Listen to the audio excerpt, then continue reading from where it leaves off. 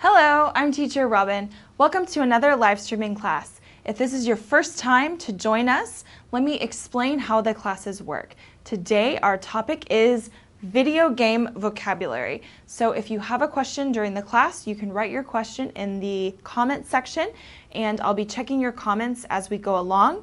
And if you also just want to write your name, where you're from, where you're watching us from, then I'll be happy to read your comments, okay? So why have I chosen this topic? Because there are many students who really love to play video games, and so many video games are actually in English. So I hope this is a useful topic for many of you. I have to admit, it's not my favorite. I actually don't play video games, but I've done my research and I've asked my colleagues and I've asked for help. So I hope that this vocabulary will help you in the video game world. Okay, so let's go through first why can video games help us to learn English? Because video games are simulations of real-life situations in many cases, not always, and English is often used to communicate with other players. So if you are playing a game where you are playing with people from different countries, then the common language of communication is probably English. And with video games, you can practice all of your skills, really. You practice your listening, your speaking skills, and your reading skills, and even your writing skills if you write in a chat, for example, or if you read subtitles or text within the video game. Obviously, you listen to the different characters, and then you might have to speak. Depending on the kind of game that you're playing. Okay, so let's look at some video game vocabulary. First, let's go through some different types of video games. Okay, so one type of video game is called first place shooter. Okay, so in the first place shooter kind of game, the player experiences the game from the first person perspective. And this shooter means that it's the kind of game where you're actually shooting someone, but you're doing it as if from the first person. So you are experiencing it yourself. Okay, then we have role play kind of games where the human player is actually taking on the role of a specific character. So in this game, you're not yourself, you are a specific kind of video game character. Okay, then we have massively multiplayer online, which is abbreviated as MMO. Okay, so this is where a large community of players are coexisting in an online world. And again, these players could be all over the world, so the language you might use to communicate with them would be English.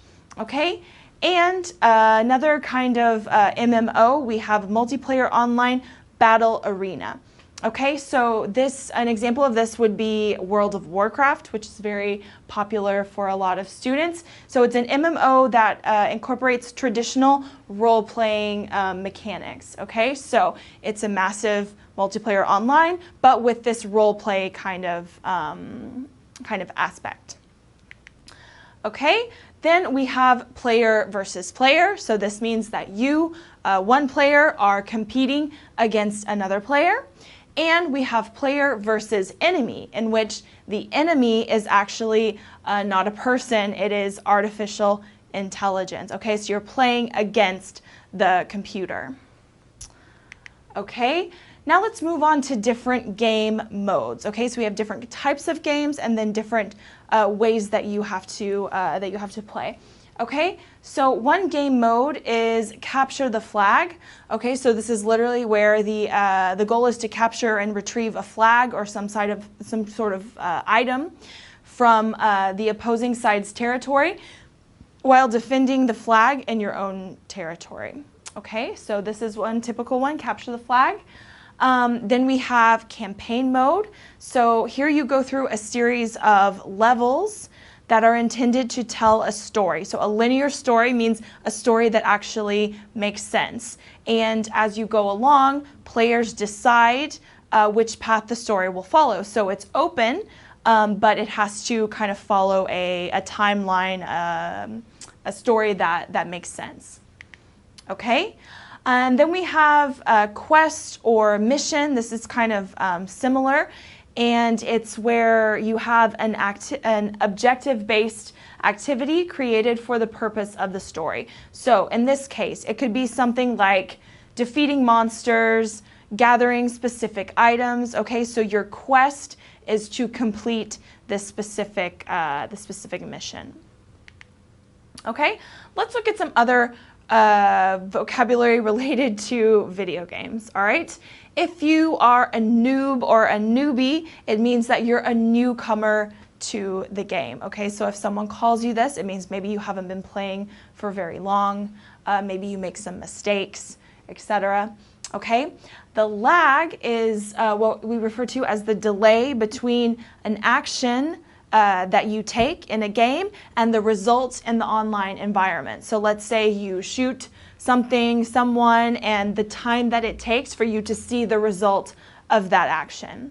Okay, if there is a bug, that means that there is a fault in the system. There's something wrong with the game. And to fix this, the creators of the game will create a patch. So this is an update to an existing game. So this you'll have to like download the newest version, etc. And this will be this patch will be included. So this bug will be fixed. Okay. Some other vocabulary: cooldown. This is where the player does something like they have an ability and they use the ability. Okay, so the cooldown is the time between how long the player has to wait from when they use this ability to when they can use it again. Okay, so this is called cooldown. And then let's say I envision myself doing this because I am not a big fan of video games and I don't often understand how they work. So if you get frustrated, you become angry while you're playing the game and you quit before the game is actually over, this is called a rage quit, because rage is like anger. So if you become angry playing a video game and you stop playing before the game is finished, then it's called a rage quit. Okay?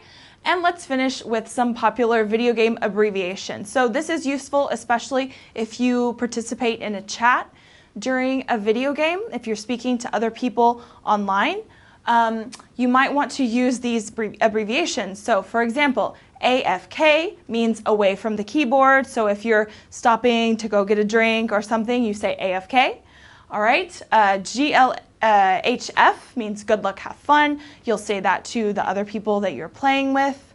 If you make a mistake during the video game, if you do something and that causes something bad to happen or to other team players, for example, then you would say NB, which means my bad, like I'm sorry, that was my fault. TY is thank you. So if someone helps you in a video game, then that would be something you would say thank you. And if you are killed or taken, then it's OP, overpowered. It means that you've been conquered. Okay? Now, this is my overview of video game vocabulary. Obviously, there is so much more vocabulary. You cannot imagine when I was researching this topic, the pages and pages and pages of video game definitions that I found. It is incredible. So obviously I can't cover everything today, and I don't want to be too specific because this is an English class and not everyone is an expert. I just want to give you some key terms for you to get started playing video games in English. Okay? So now I want you to tell me in the comments, do you play any video games? Okay? And which ones do you play? Are they in English? Are they in another language? And how can video games help you to learn English? So I mentioned some of the reasons before, but if you can think of some other examples, then feel free to write those in the comments. Okay, so in addition to our course, first I want to tell you about our course and then the additional resources that we have.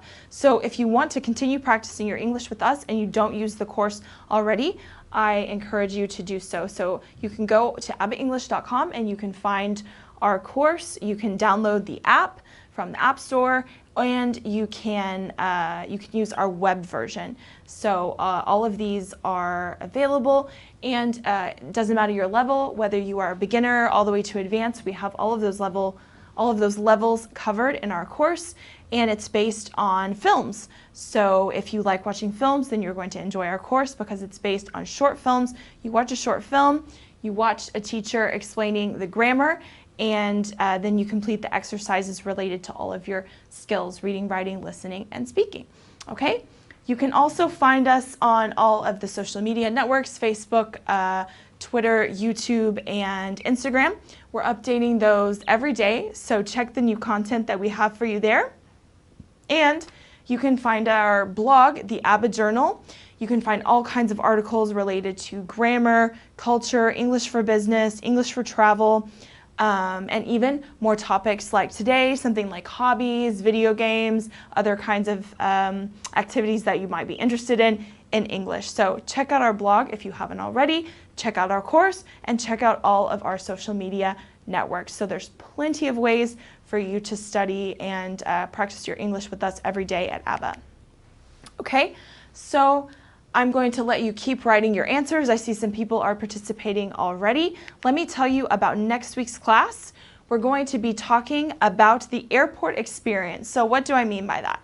So if you are traveling, I'm going to take you from when you enter the airport all the way till the end, so till you take your flight. Okay, so I'm going to give you some useful expressions so that you will feel comfortable, you will understand what is happening, especially if you're traveling in a foreign country. So tune in next week for that class. Okay, I'm going to let people keep writing your comments. I will check them later on, so I look forward to hearing what different video games you play. So obviously, as I said, I'm not an expert, so maybe I will hear about some ones that I haven't heard of before. So thanks again for joining the class. I hope this vocabulary has been useful to you. Feel free to suggest other topics. I know things like video games aren't for everyone, but we want to provide a variety of content for our students. So if you have a subject that has not been covered in a class, then feel free to write it in the comments, and we will look into covering that in a future class. Okay, so thank you for joining. Have a great rest of your day, and I will see you same time next week. Take care. Bye.